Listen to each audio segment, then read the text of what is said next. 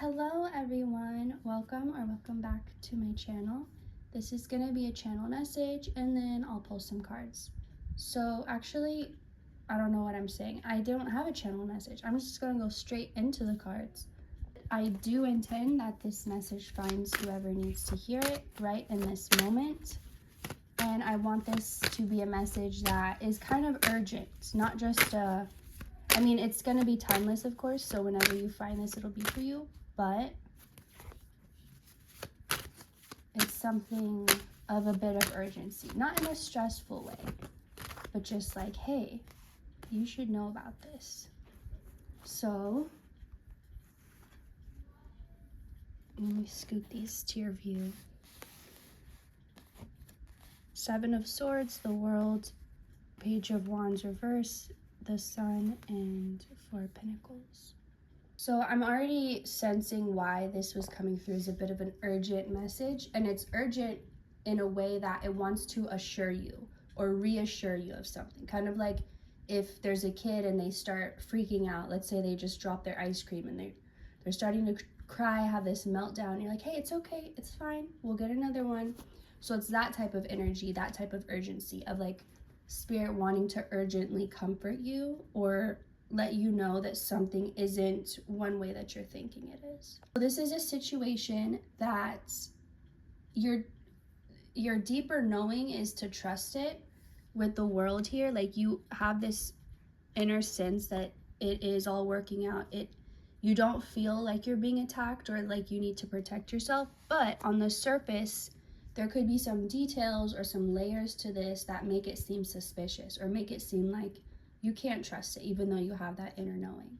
So you're trusting more in what you don't see than what you do. So there have been positive changes, there has been progress, but because you're focused on what hasn't happened or what hasn't been, it's causing you to view this situation that you can actually trust as this deceptive type of energy. So,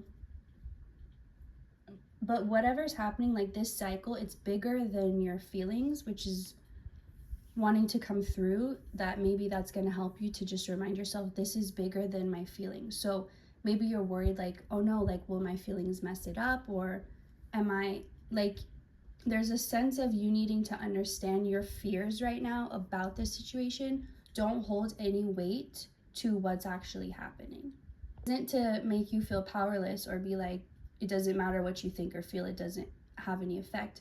But when it comes to your fears, that's a message coming through right now. So some of you might feel like this project or this thing that's happening, it's so big and it's so heavy on your heart that you're afraid to mess it up, or you're afraid of it going the wrong way, or you're like, maybe it's even a business and you're like, this is my baby, like this is something I've built all on my own, I've put so much into it, it's finally starting to take off. Like, or it could be a relationship you've invested in, it could be even yourself, like something you wanted to change within yourself, or like a skill you wanted to master or something like that. But it's the point when you're like, oh wow, this is really happening, like it's actually, you're past those beginning stages and like getting it off the ground, now it's actually in motion.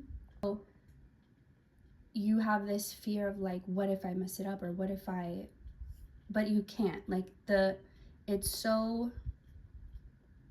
again, the momentum doesn't compare to your fears.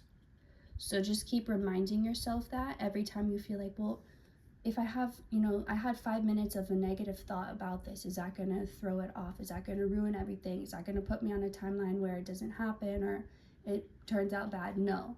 And again, this is a matter of you just being your own parent right now and like giving yourself that reassurance, not letting yourself even start to spiral or start to be like, but what if this and then this and this? It's like whenever you get that feeling, just think of it like your own inner toddler who's tired, who's cranky, who's just over it, who's overstimulated. They just need comfort and love, and they're in that mood like they don't even know what they need, they just are upset. Whatever you didn't get that you needed in those times, or however you were made to feel bad, you have a redo now of that like inner toddler So something else that's coming through, you could have felt like you were on this journey of healing your inner self, and there were stages. Like you had your inner teenager, your inner child, your inner toddler, inner baby, like all these versions of yourself.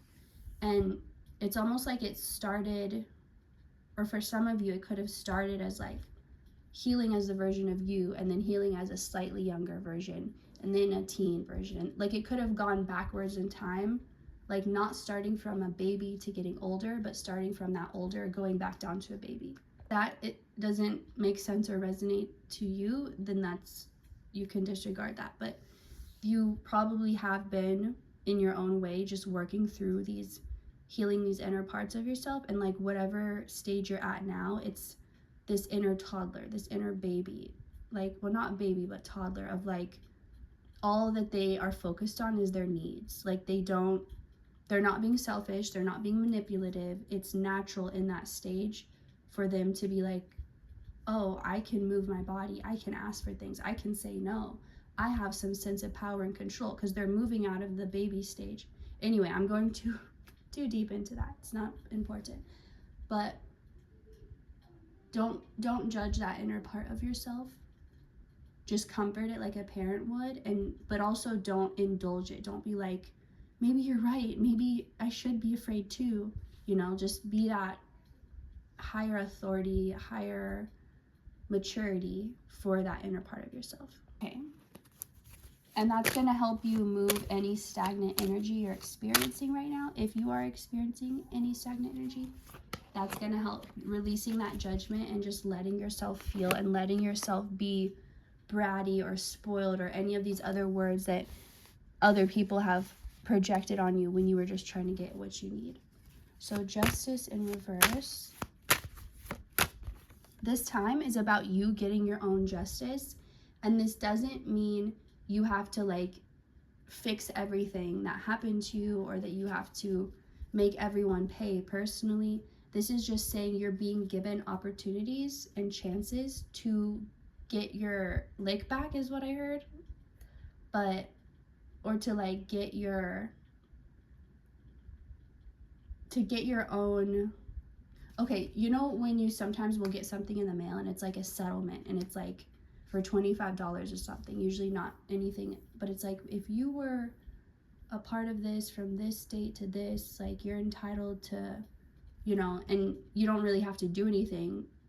Sometimes you literally don't have to do anything. They just send it to you. And sometimes you have to like agree or accept it or whatever. But the point is, like, it's that type of thing. It's not where you're gonna have to go out and like fight your own battles and like find your own lawyer and be advocating for yourself. It's like it's already being done for you, and you're just being given these chances to take back your justice. Like other people are doing it, or other situations or systems are doing the justice for you. They're just sending you that letter like, hey, just so you know, this is being handled and you're going to get compensation for it. So when I'm talking about this is a time to get your own justice, I mean in that type of way. So don't let it stress you out like, oh, now I have to do even more, as you know. And then the Magician, your power is returning. Your sense, and this goes back to that like inner toddler, how I was saying that first time in your life, or maybe this was relevant when I cut myself off earlier. The significance of that toddler stage is like, that's the first time in your life that you're recognizing that you have power. Because as a baby, you're pretty much powerless. All you can do is cry. That's literally all you can do. Everything has to be done for you. You can't walk on your own, you can't eat on your own, nothing. You can just lay there and cry, that's all. And so as a child, or as that baby becomes a toddler, now they're starting to walk. Now they're recognizing their own strength. They're noticing they can say no. They can talk back. They can make their own choice. They have this first awakening of their own personal power, of their own free will being introduced to them. Like, oh, I get to choose. I'm not just a victim of circumstance. I can actually have my own power. At that time in your life, it's likely that you didn't get everything you needed, or you didn't get the right things that you needed. So like I said, maybe you were made to feel like you were a bad kid, or maybe you were punished for things that are completely normal, in that developmental stage. Whatever happened at that time, it affected how you feel about your personal power. Maybe you felt ashamed of your power, or you felt like it was wrong to use your power, or that you had to choose between power or love and give up your power in order to be loved. Whatever your case is, it's like that is coming full circle, and you're healing that part of you at the root now. So you're feeling your power already returning as you're healing that sense of self of when your personal power was first introduced.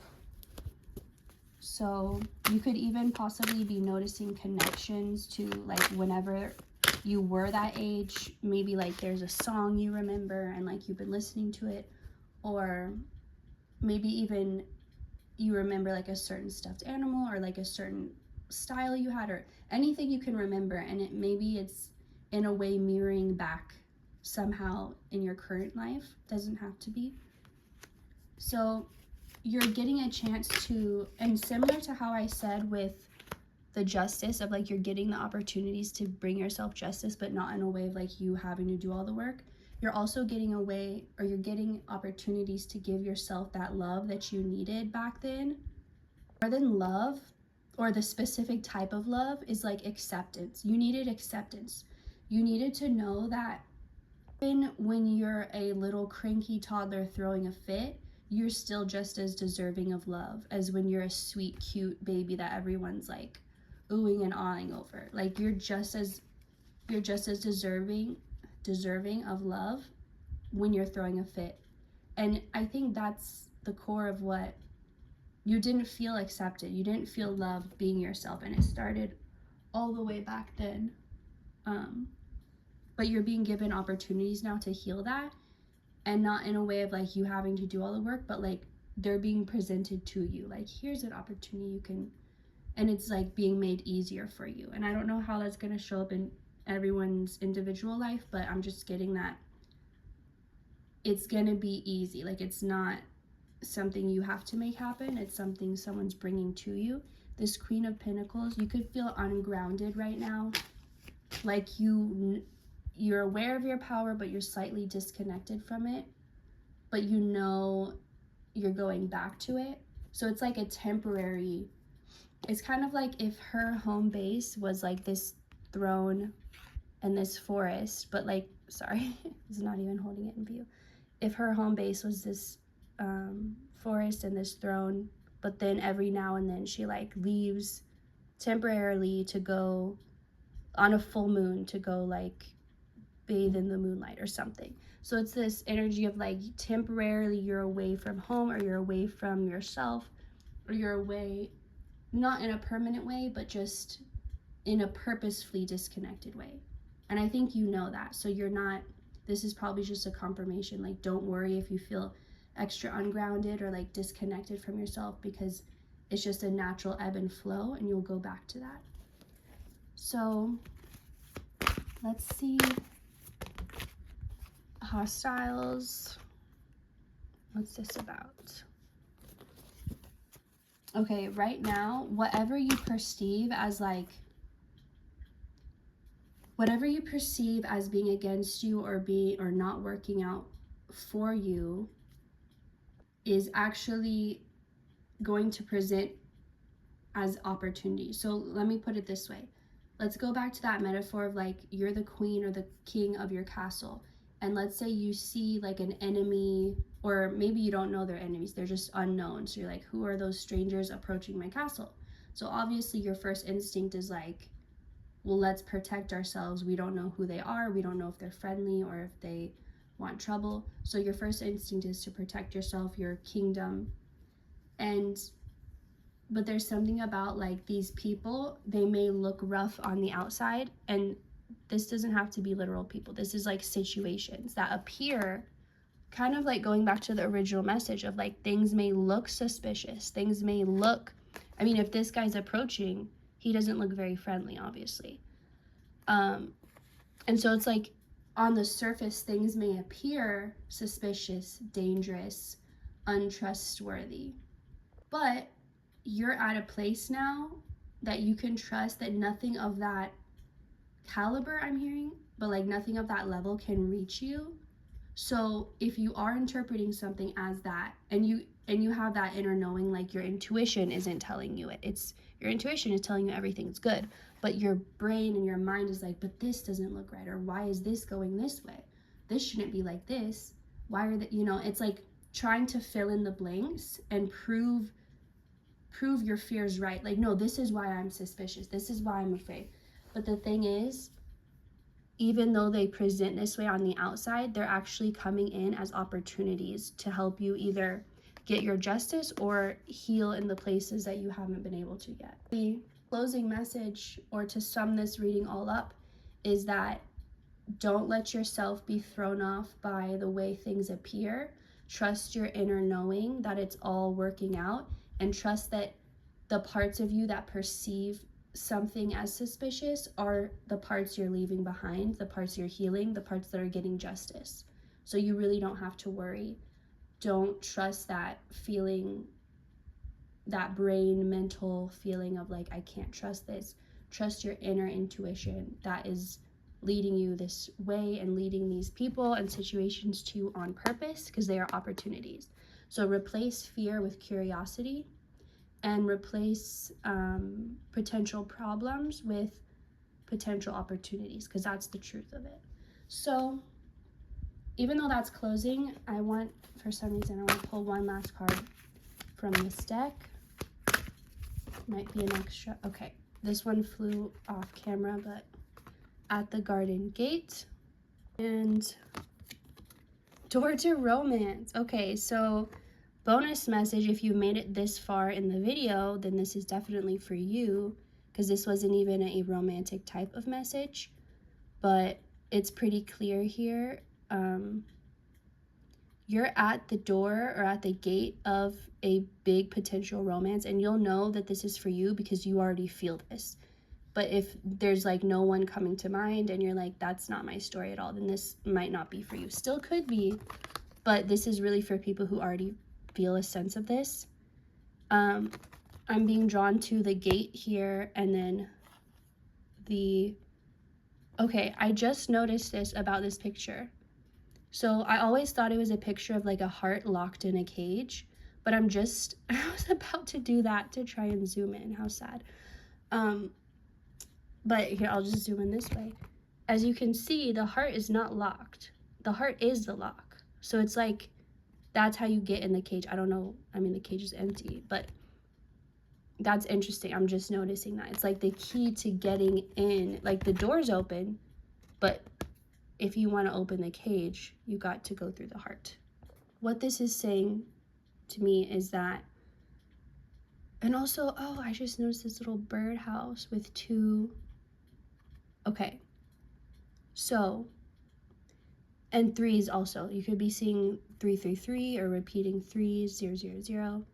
This is saying that you may feel like you're waiting on someone or something, but it's not that someone's waiting on you, and it's not that you're waiting on someone. It's like whoever this is about, you are both healing together. You're both unlocking each other's hearts together, and it's a slow process because these hearts have been locked away. These hearts have been through it, and it's like at this point, you and this other person, you are not gonna just let anyone in. Like, you're not gonna let anyone, like, you're gonna make someone work for it and earn it and prove that they can handle your heart before you give them the key. But it looks here like you may feel like you're waiting, but you're both like,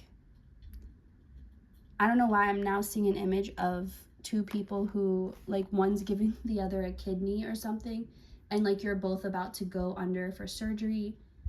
There's something where you're in it together. So you may perceive it as like, oh, I'm waiting for them to make a move, or like, I'm waiting for them to be ready. But it's really, nobody's waiting. You're just both slowly opening up your heart. But it feels like you're ready now. Like, okay, this is what's coming through.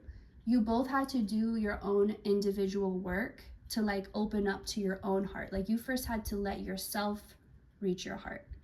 And now that you've both done that individual work on healing yourself, on opening up, on being vulnerable and facing those fears that come with it. Now you're ready to do the next level of healing that includes each other. So sometimes people try to skip to that part, but then the relationship doesn't work out, even if the people have good chemistry, because they haven't done that work that they were supposed to do on their own. And now they're trying to skip ahead to the part where they heal together, and they're missing parts that they didn't heal on their own, and so it doesn't work. But in your situation, the reason it's moving the way it is, the pace that it is, and the way it's unfolding the way it is, has everything to do with both hearts involved. Because if it's like there's something about it, it's happening this way, so like your hearts are going to be at the same stage at the same time. So it's not like one person is ready and they've done the work, but this other person isn't there yet, and now they're not on the same page. It's like the way things are going, it's to keep you both on a similar something similar, so that no one's too ahead, and that like you're both reaching that point now. Like I said, like you've done the inner work, but now this next phase requires someone else. It requires you to be vulnerable. Like first you had to be vulnerable with yourself and admit your feelings to yourself. Now you get to be vulnerable with somebody else, and so you're at that point. But just to understand, there's no waiting, there's no, oh, I'm ready and they're not. Like you're both becoming ready at the same time. And you can't rush things with feelings and with hearts, because it's slow on purpose. Because, okay, this is true. I keep saying this is the last message. Neither of you ever got the chance to open up your hearts at their own pace. You were forced to do things or be put in situations where you couldn't ever let your heart open at the slow pace that it needed to. So now you're finally getting that, and you're gonna get to do it together. But understand that's why it's had to be this way, or unfold this way, or that's why it couldn't just snap right into place. I mean, it is snapping into place, but it feels like it's taking longer than that because of the process. But just so you can understand better what's going on. So your souls are already free in the 5D, you could say, which represents like the spiritual world versus the physical world. D would be energetic, and so things happen a lot quicker because you don't have to wait for the physical material to catch up. So you, in the 5D, in the spiritual sense, your souls are already living together in this little house, even though it's a birdhouse and they're butterflies. This is just how I'm seeing it. And they're already free. It's just the physical, the human self, the flesh that's catching up to that point. But I feel like you're there, because that's why this is coming up at the garden gate. You're right there. And this door has been open. This was the door you guys had to open on your own. But now you have the key to each other's hearts, and you get to open each other's hearts. So, very specific, but you'll know if that's for you. Thank you so much for watching, and I hope you enjoyed this, and I'll see you next time. Goodbye.